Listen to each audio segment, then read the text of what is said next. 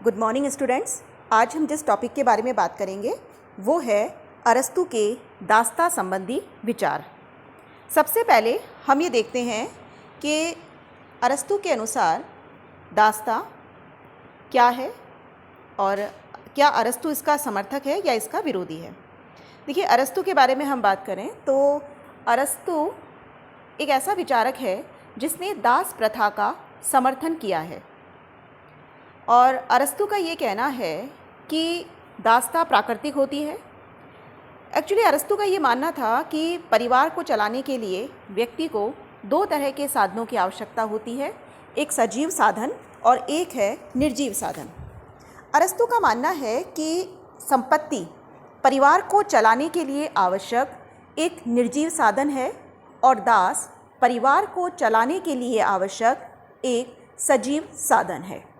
तो इस आधार पर चूँकि अरस्तू का ये मानना है कि दास परिवार को चलाने के लिए आवश्यक एक सजीव साधन है, अतः अरस्तू ने दास प्रथा का समर्थन किया है। अब हम ये देखते हैं कि अरस्तू ने दास प्रथा का समर्थन क्यों किया। दास प्रथा के समर्थन में अरस्तू ने कुछ तर्क दिए हैं, हम उनके बारे में बात करते हैं। सबसे पहली बात तो अरस्तू का ये कहना था कि दास प्रथा स्वयं दास के हित में है। ऐसा क्यों कहा अरस्तू ने? देखिए, अरस्तू ये मानता है कि दास वह व्यक्ति है जिसका मानसिक विकास कम हुआ है। तो अरस्तू का ये कहना है कि जब दास स्वामी के संपर्क में रहेगा तो स्वामी के संपर्क में रहने से उसका मानसिक विकास होगा, अतः दास प्रथा स्वयं दास के हित में है। दूसरी चीज़ अरस्तू ये कहता है कि दास प्रथा स्वामी के हित में भी है। कैसे?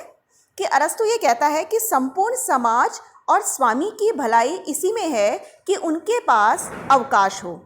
अवकाश से अभिप्राय ये है कि दास केवल ऐसे काम अवकाश से अभिप्राय ये है कि स्वामी केवल ऐसे काम करें जो कि अपने आप में साध्य है, साधन ना हो। और स्वामी वर्ग या जिस वर्ग के पास अधिक मानसिक बुद्धि है वो ये काम तभी कर पाएगा जब उनके शारीरिक कार्य कोई और करे। तो दास प्रथा के होने से जो अधिक प्रबुद्ध लोग हैं उनके जो शारीरिक कार्य हैं वो सारे कार्य करेंगे दास, तो उनके पास अवकाश होगा। तो ये वर्ग अपना अधिक से अधिक समय अपने मानसिक विकास में लगा पाएगा और ये वर्ग जब इनका विकास होगा तो इनका विकास होने से ये संपूर्ण समाज के लिए भी लाभदायक होगा। ठीक है, तो अरस्तू का ये मानना है कि जो दास प्रथा है वो स्वामी के भी हित में है और संपूर्ण समाज के भी हित में है। चौथा पॉइंट ये है कि अरस्तू ने दास प्रथा का समर्थन इसलिए भी किया क्योंकि उस समय दास प्रथा राष्ट्रीय अर्थव्यवस्था का एक महत्वपूर्ण अंग थी और अगर अरस्तू उस समय दास प्रथा को अस्वीकार करता तो सरकार का संचालन या शासन का संचालन होना बहुत मुश्किल था। तो एक प्रैक्टिकल अप्रोच वाला फिलोसोफर होने के कारण भी अरस्तू ने दास प्रथा का समर्थन किया। अरस्तू ने दास प्रथा का समर्थन किया है, लेकिन उसने कुछ लिमिटेशंस भी इस पर लगाई हैं जिनके बारे में हम बात करते हैं।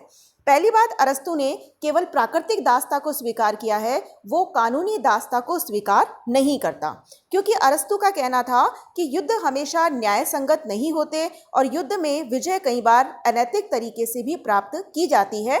इसलिए अरस्तू ने कानूनी दास्ता का समर्थन नहीं किया है, उसने केवल प्राकृतिक दास्ता का समर्थन किया है। अर्थात उसका ये मानना है कि जिन व्यक्तियों का मानसिक विकास कम हुआ है केवल उन्हीं व्यक्तियों को दास बनाया जाना चाहिए। दास्ता का कोई कानूनी आधार नहीं है। नेक्स्ट है दास्ता जो है, अरस्तू का ये मानना है कि जो दास्ता है वो जन्मजात गुणों पर आधारित होती है। अर्थात उनका ये कहना है कि हो सकता है कि कोई व्यक्ति स्वामी हो लेकिन उसका जो पुत्र है वो दास बनने के योग्य है, या कोई व्यक्ति दास है लेकिन उसका पुत्र ऐसा है जिसमें स्वामी वर्ग के गुण हैं। तो अरस्तू का कहना है कि जो दास्ता है वो गुणों पर आधारित होनी चाहिए, जन्म पर आधारित नहीं होनी चाहिए।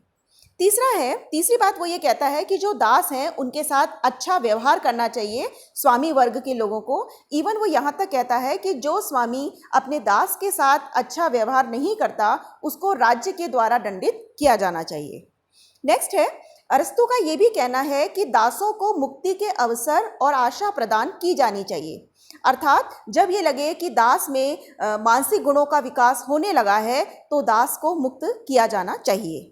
नेक्स्ट है कि अरस्तू ये कहता है कि यूनानी कभी दास नहीं हो सकते। अरस्तू के इस कथन में हमें कहीं ना कहीं उसका जातिगत अहंकार दिखाई देता है। तो आज हमने ये अरस्तू के दास्ता संबंधी विचारों को डिस्कस किया है। Thank you.